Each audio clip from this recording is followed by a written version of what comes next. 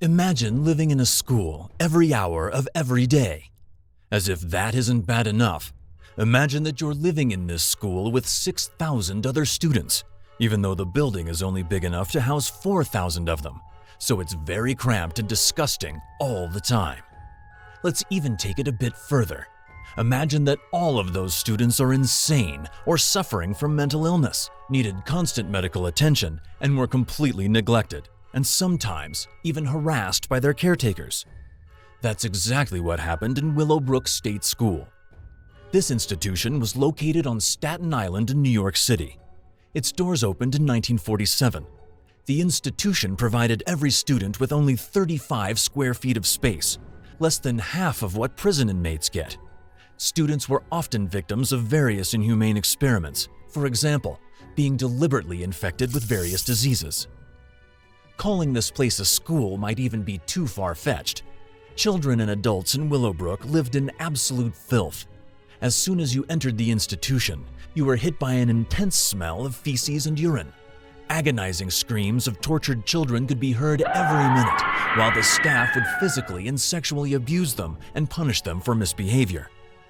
One form of punishment involved being put in a chair with your hands tied and being forbidden from speaking or moving for hours. This was done to calm the children down, and that's only one of the known practices. Who knows what other disgusting things they did to these kids? The most maniacal staff member was the janitor, Andre Rand. Rand was a convicted kidnapper and serial killer, mostly of young children, and he's currently serving 50 years to life in prison for kidnapping 5 victims, most of whom have never been seen again, and those who weren't found in one piece. One of his victims was Jennifer Schweiger, a 12-year-old girl with Down syndrome. She was found buried dangerously close to the institution. While searching for the girl, a local firefighter found her foot poking out of the ground. Before Rand worked for the state school, he served 10 months in jail. Do you know what got him there? He tricked 11 kids from a YMCA to follow him without anyone knowing and took them for lunch, but luckily he was caught and arrested before he could hurt them. When he worked for the Willowbrook State School, he had access to defenseless children all the time, and we can only wonder what horrendous things he did to them. But you're probably wondering, how could such a place even exist? Didn't anybody know about it? Well, it wasn't until 25 years after it opened that the institution was exposed by an investigative reporter named Geraldo Rivera. Geraldo conducted an investigation in Willowbrook and then released an expose titled Willowbrook, The Last Great Disgrace, which received national attention. In this documentary, you can see kids and adults shaking and rocking while they moan and whine in terror. Looks of suffering and misery inhabit all of their faces.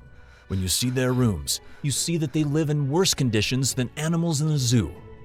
After the release of this documentary, parents of the children collectively filed a lawsuit against the state of New York, which forced the state to take care of this problem.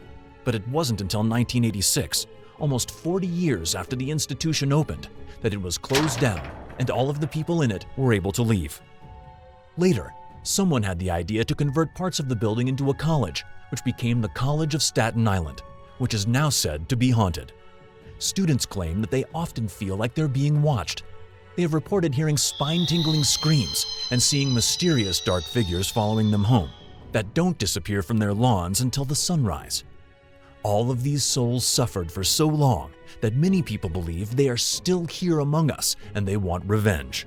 So make sure you don't anger them, or you might just be their next victim.